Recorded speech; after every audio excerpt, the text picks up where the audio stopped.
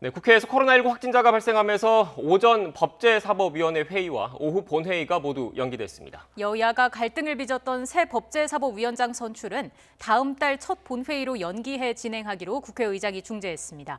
국회 취재기자 연결하겠습니다. 송재인 기자. 네, 국회입니다. 네, 오전 법제사법위원회가 열리지 못하면서 본회의 개최 여부도 불투명해진 거죠? 네, 그렇습니다. 국회는 오늘 오전 법제사법위원회 전체 회의를 열고 오후 본회의에 상정될 법안들을 처리할 예정이었습니다. 하지만 민주당 최혜영 의원의 비서가 코로나19 확진 판정을 받으면서 회의는 지금까지 미뤄지고 있습니다. 최 의원이 어제 천대엽 대법관 후보자 인사청문회에서 민주당 소속 법사위원들과 접촉했기 때문입니다. 이에 따라 국회는 오후 6시를 전후로 최 의원의 코로나19 검사 결과가 나오면 그때 법사위 개최 여부를 결정하기로 했습니다.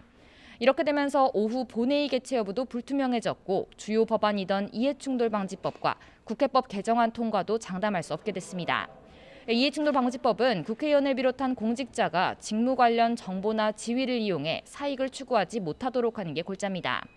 이해충돌방지법은 지난 2013년 국민권익위원회가 제출한 뒤 오늘 8년 만에 국회 통과를 눈앞에 두고 있었지만 코로나19라는 변수를 맞았습니다. 네, 송재인 기자, 오늘 본회의에선 새 법제사법위원장 선출을 놓고 여야 갈등이 예고됐었는데 협상에 진척이 있었습니까? 네, 결론부터 말하면 박병석 국회의장의 중재로 새 법제사법위원장 선출은 미뤄졌습니다. 앞서 민주당은 오늘 오후 예정됐던 본회의에 신임 법제사법위원장 표결을 안건으로 올린다는 계획이었습니다. 법사위원장 자리는 민주당 윤호중 원내대표 선출로 공석이 된 만큼 별도의 여야 협상 없이 민주당 의원이 다시 채워야 한다는 입장이었습니다. 이에 따라 차기 법사위원장 후보로 자당 의원을 내정했는데 직접 들어보겠습니다. 선수와 나이를 고려한다는 당의 관례에 따라서 3선의 박광온 의원에게 제안을 했고 본인이 수락함에 따라서 박광온 의원을 법사위원장으로 추천하기로 했습니다. 국민의힘은 당장 강하게 반발했습니다. 내일이면 야당 신임 원내대표가 선출되고 여야 재협상의 자리를 마련할 수 있는데도 민주당이 뻔뻔하게 밀어붙인다며 표결 불참 의사까지 밝혔습니다.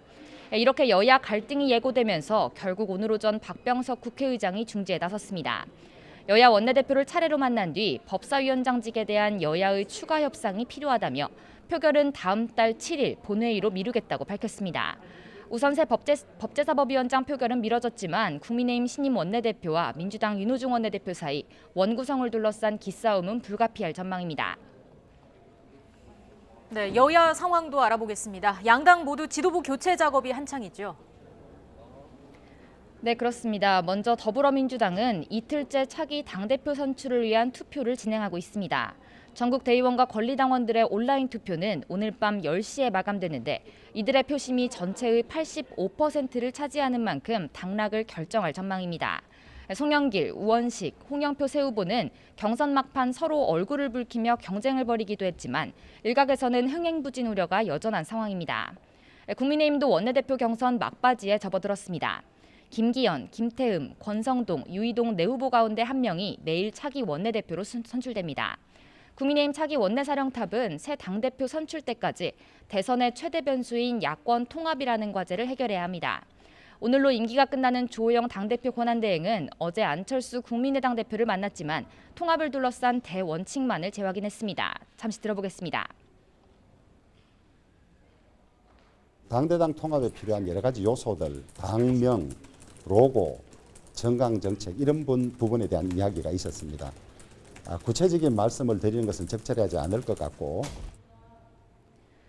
이에 따라 합당 방식을 포함한 야권 통합의 공은 국민의힘 차기 지도부로 넘어가게 됐습니다. 지금까지 국회에서 YTN 송재인입니다.